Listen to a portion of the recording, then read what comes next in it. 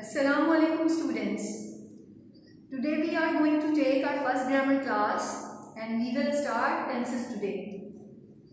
I shouldn't say that we will learn tenses because you all have already learned all the tenses in your previous classes. So we are going to repeat all the tenses. We are going just to revise all the tenses. So what is a tense or what does tense indicate?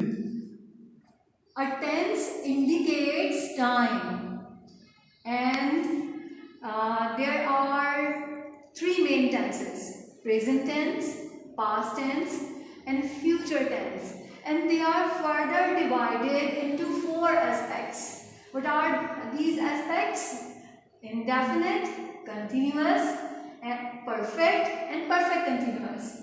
So if we see all the tenses which are present here, so present indefinite tense, which is also known as present simple or simple present tense, present continuous tense, which is also known as present progressive tense, present perfect tense, present perfect continuous tense. Then past indefinite tense, past continuous tense, past perfect tense, past perfect continuous tense.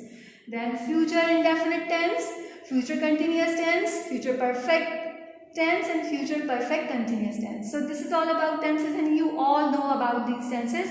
Now we discuss present indefinite tense.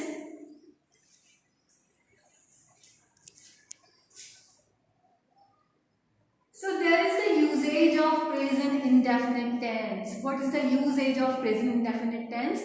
Present indefinite tense or simple present tense is very important tense. It's a basic tense.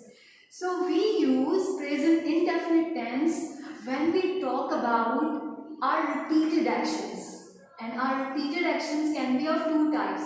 They can be routine and they can be habits. So if we have any kind of routine, we say this in present indefinite tense, like he wakes up at 6 o'clock. So this is his routine. He wakes up, he gets up at 6 o'clock every day.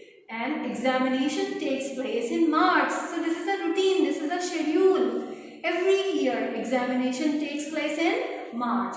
So it comes in repeated action. And habits, she reads storybooks. So this is her habit. She has habit of reading storybooks.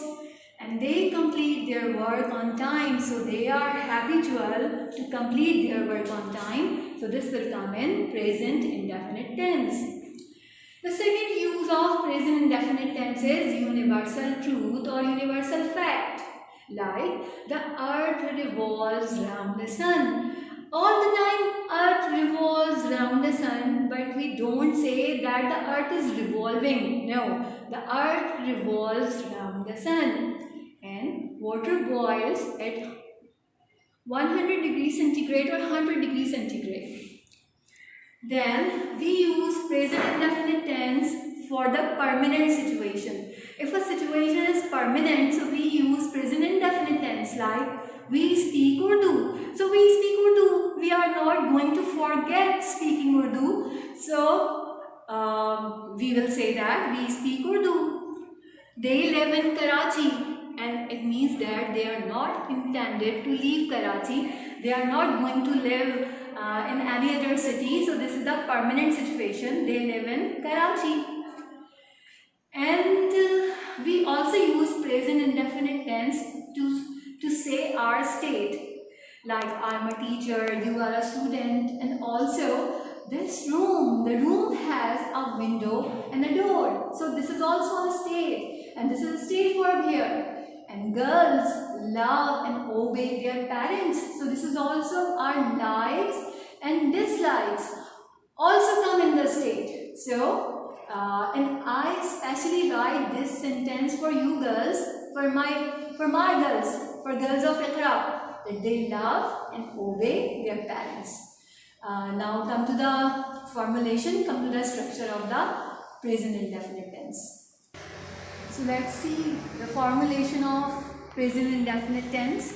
Usually every tense is distributed into three parts. Further, that may be affirmative sentence, that may be negative sentence, or that may be interrogative sentence.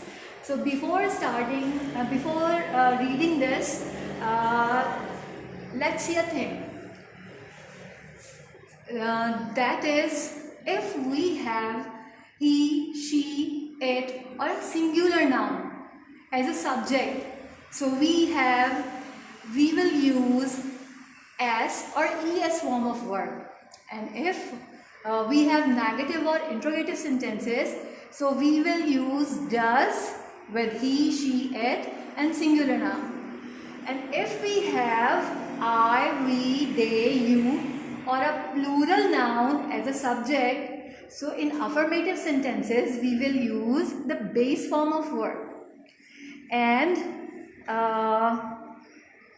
if we have negative or interrogative sentence, so we will use do as a helping verb.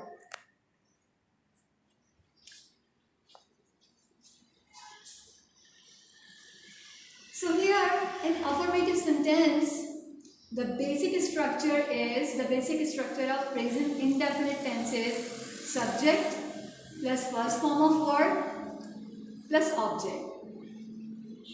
For example, we play badminton. She recites the Holy Quran daily.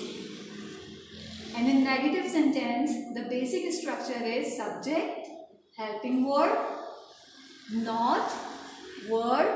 This is the base form of verb. And object.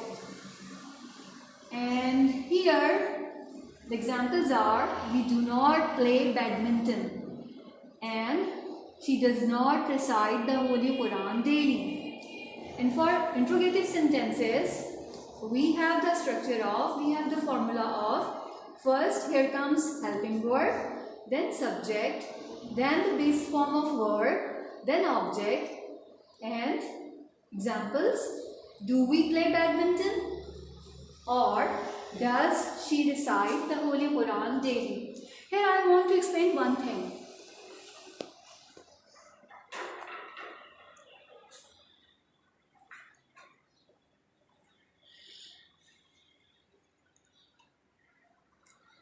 If we have affirmative sentence and I, we, they and you or plural noun is there, so